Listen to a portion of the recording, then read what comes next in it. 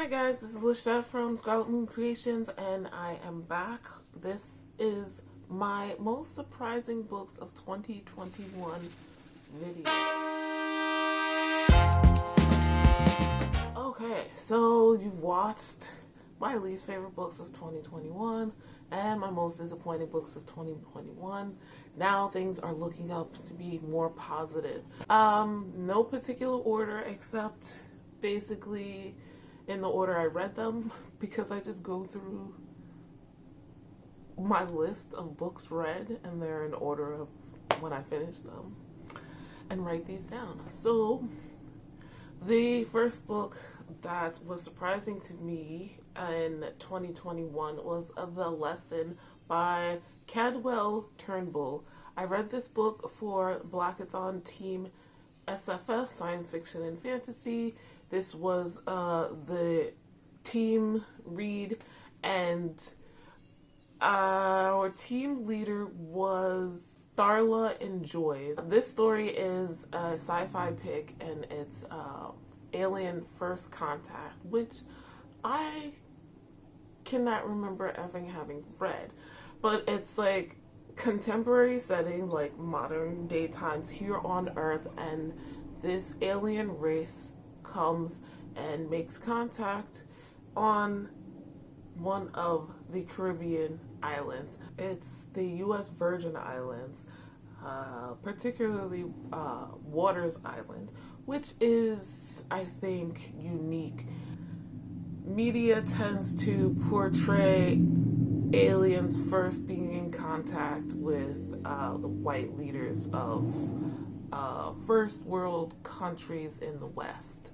So that was different. This alien race, the Ina, they come, they touch down, they make contact with the government of Waters Island, and they kind of settle there and become part of the culture and people going about their business, and it's weird.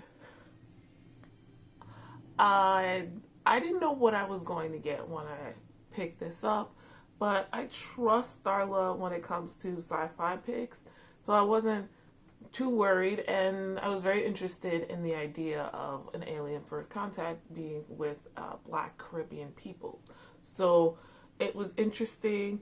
The Ina and that whole situation was very fascinating. It turned out to be about families and the interconnectedness of communities, and it just brought a lot of thought to my head, like gave me lots of things to think about with relationships and science and life and death, and how like your hierarchy of needs and wants, how they might change in different circumstances. Does infidelity matter when, you know, people are being killed by aliens? Like, does it? Maybe. Yes, no. Not at all bad, like not even close to bad, just good. And I was blown away by this. So do check it out. The next book that surprised me was Mexican Gothic by Silvia Moreno-Garcia. Now, I did have some expectations from this because I have heard good things about this author and their books. I definitely wanted to read more books by Hispanic or Latinx authors. I have wanted to try more horror, and dipped my toes in a little bit this year, starting in February. But this is a gothic horror set in Mexico, so not too scary. I'm not into being scared. I don't find that entertaining at all, so that's why I haven't gotten into horror really. But I know there are many subgenres. I just don't know how I feel about them. And I really enjoyed this. The atmosphere was very awesome. And it, again, media particularly Western media is very white focused when it comes to horror, and it was interesting seeing this, because I feel like Gothic horror in particular, you think like Frankenstein and Dracula and, you know, big moldering castles and that kind of thing. I think for me the biggest surprise was the ending, like what was going on when it's finally explained. I was like, huh. Without spoilers, essentially this comes down to greedy European white men trying to have more than they should, messing with things they don't understand from other countries, and eventually, wow, look at that, the consequences of your actions coming back to get you. So I'll just leave it at that. I don't want to give anything away, even though I hate when people do this for horror books and thrillers. It's just like they don't really say anything. Essentially what this book is about is a young woman who lives in Mexico City. She's from a relatively well-to-do family. She's seen as a bit of a party girl, one that leads men on, or leads guys on into thinking they can have a chance. And one day her father calls her into the room after a party and is like, look, your cousin who recently got married, I got this letter from her and it sounds like gibberish. She sounds a little crazy. And I wrote to her husband and he's like, oh, you know, she's sick, but not that bad. So you don't really need to come visit, and no, she doesn't need to come back to the city. I think that's suspicious. I want to send you up there because you're close with your cousin, or you were before she got married, and see if you figure out what's going on. Now, so she agrees to go, and she finds a moldering manor house in the countryside of Mexico. It's up to her to try to figure out what's going on there. But she has more help in the family than she thinks. So that's all I'll say about that, which was a lot more than I planned. But no spoilers here. I knew I would possibly enjoy the uniqueness of it. But like I said, the real surprise is the reveal at the end, because my brain did not go there. Now, I know for those who read more horror, this was probably very light and very predictable. Maybe they have more experience with these kind of things, but I wasn't expecting that at all. So, most surprising book for me. The next surprising book was Deacon by Kristen Ashley. I picked this up, and the next one I'll mention, on recommendation from Heather at Hia Booktubes. She has a video about BDSM romances, and I was looking for some, so I found this. My library had it, so I requested it and read it. I did not realize this was book 4 in a 5-book series, so I need to go back and read the first 4. I think if I had read the first 4, this probably wouldn't have been as surprising, so I don't know. I'm just putting that out there for you guys. It's how it worked out for me. I already know I like BDSM romances. I will say I don't think this one really fits that. There is some light bondage towards the end. There's, I feel, maybe some dom, sub, dominance, submissive tones in parts of their relationship, but that's not the main thing. I would definitely class this as a dark romance, though, which most BDSM probably fall into. So we're following guys, at this point I don't remember names. There was a young lady. She comes from a pretty decently well-off family, let's say middle class. She finds out about a series of cabins in the mountains that are run down, and the owners are trying to sell because they're not making any money anymore, and she buys them with a little extra help from her father.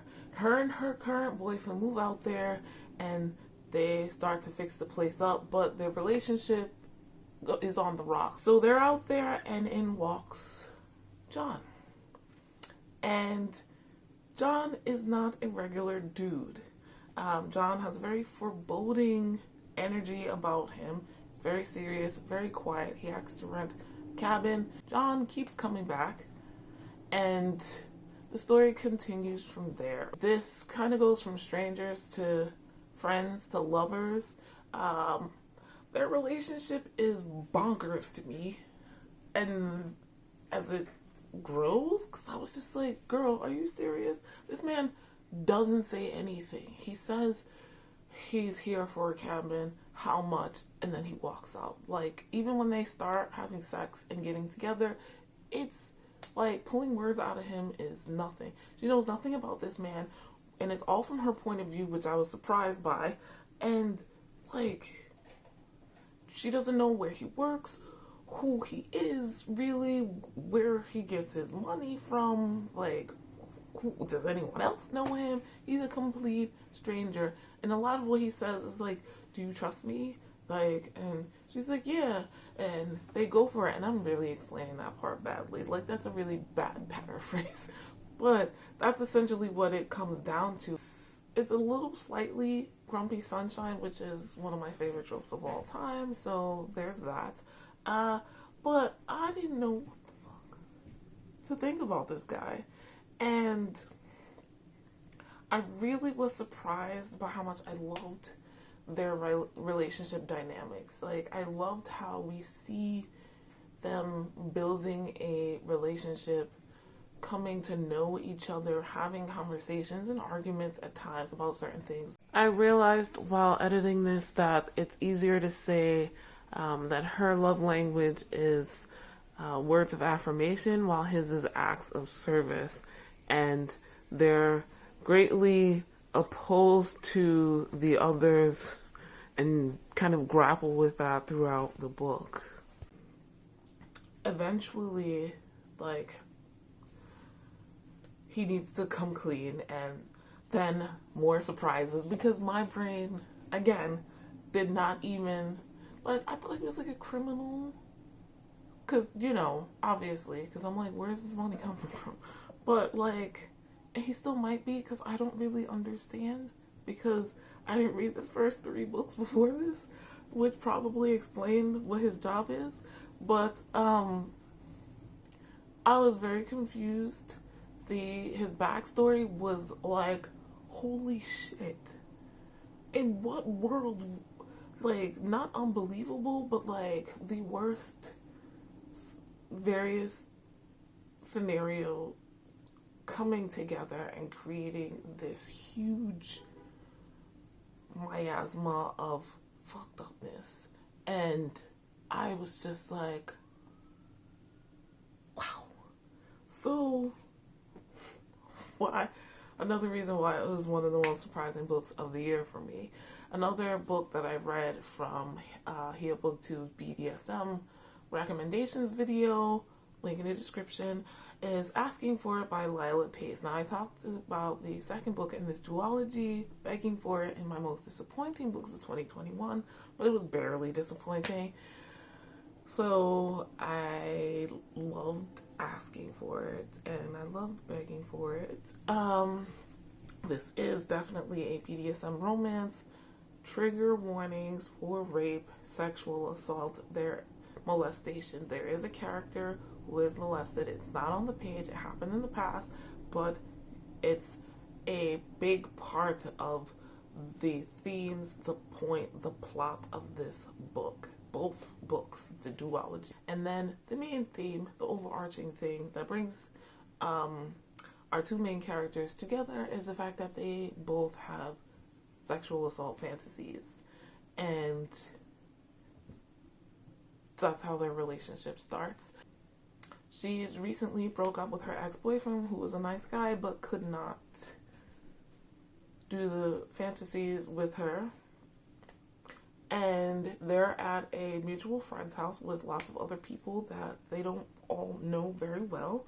Ex-boyfriend gets drunk and, like, says in front of everyone, yeah, I'm so sorry that I couldn't do the whole rape fantasy thing with you. And blah, blah, blah. And everyone hears. And she's embarrassed, but she is approached by this professor at the university she works at. They have no connection. They're in different departments and all of that, so there's none of that issue. But he too likes sexual assault fantasies, and he suggests they start a relationship together based on that, because it's hard, understandably, to find someone compatible in that way.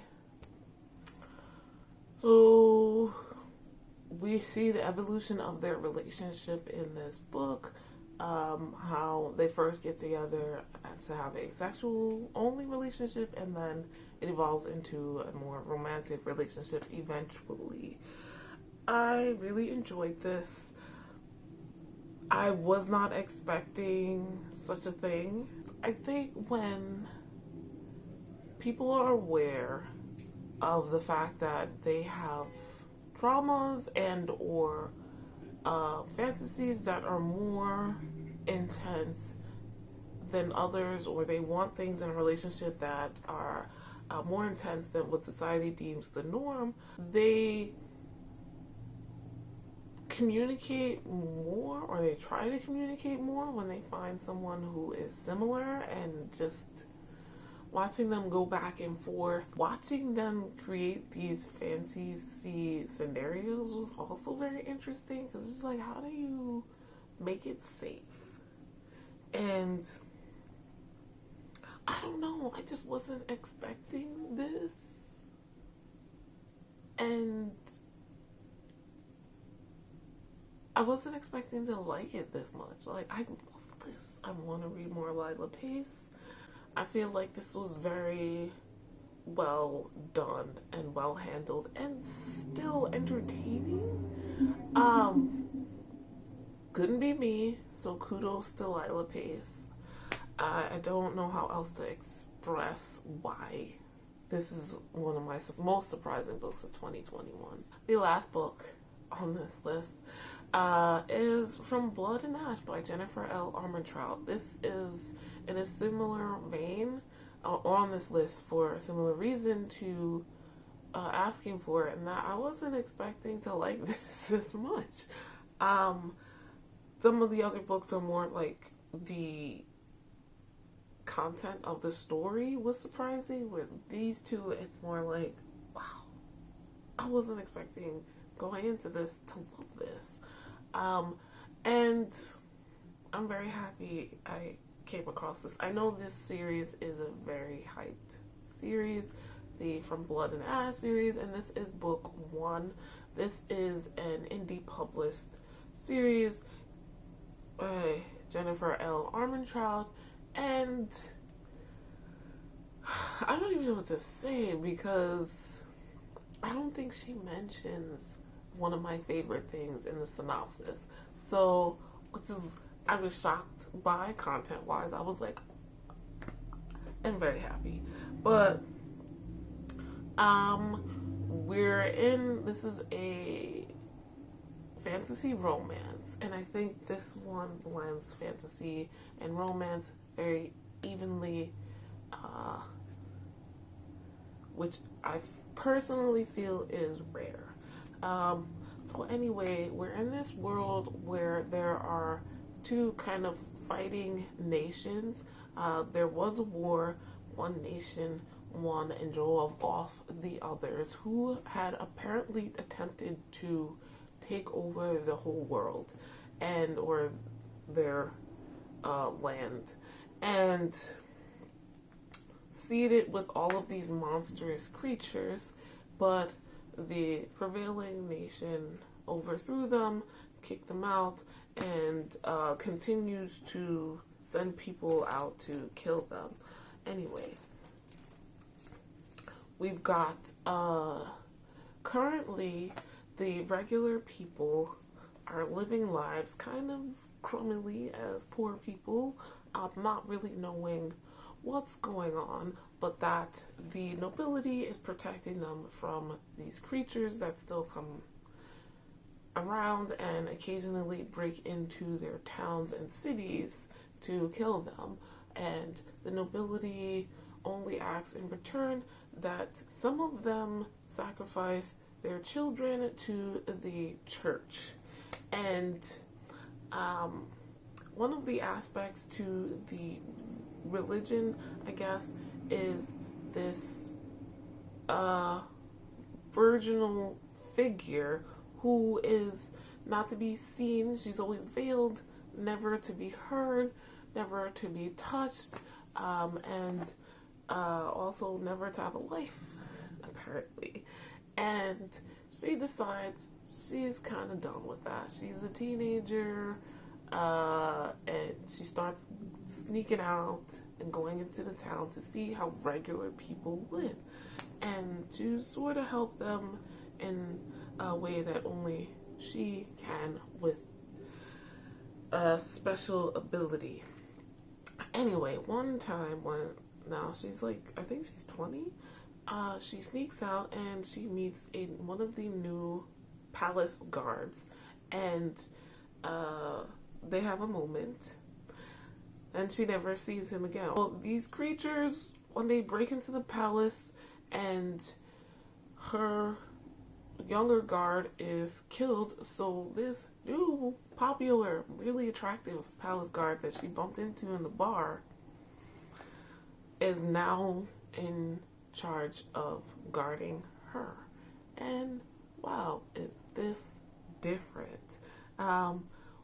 Once this happens, things start changing in her life very quickly, and she starts finding out a lot of things. A lot of things she didn't know because she was kept in the dark. Like, her whole life changes, and she's just like, what the fuck? So, I wasn't expecting what was going to happen. I didn't really know. I don't think most people do, unless there's a spoiler or something. For me, like, even before we get to one of the supernatural elements that I was shocked by, I was just hooked in. I really like the characters. This, I'm gonna be honest, this series, because I've read more in this book, is very character driven. It's about the characters. There's a lot of dialogue, there's a lot of character development and movement and relational stuff, so, but there's still all of this fantasy elements and a bigger, wider plot, which I think was very well done in this book. Very well done. And I was just surprised by how much it hooked me from the beginning, even though we know just as little as she does in the beginning. And then finding out what we did at first, I was like, this is my favorite supernatural element of all time. And it's been on a decline for a while. There hasn't been as many books with them, and those that are really not to my cup of tea. So, and then it's not in the synopsis, right? So it's just, I was surprised. And so even though I was already into it, I perked up, like. So yeah, those were my most surprising books that I read in the year 2021. Let me know what your most surprising books were in the comments down below, and what surprised you about them. Also, let me know if you read any of the books I mentioned. What did you think of them? How did you feel? Similar to me? Different? I'm very curious. That's why I'm here. That's why I put these videos out. I want to know. want to have the conversation. Leave a little alien ship for the lesson in the comments down below. If you've made it this far, like this video. If you liked it, subscribe. If you are new, hit that notification bell so you know when my most favorite books video comes out, which should be soon. And if I do the 2021 reading stats and book awards videos, you will know that too. So thank you guys so much for watching. I'll see you in the next one.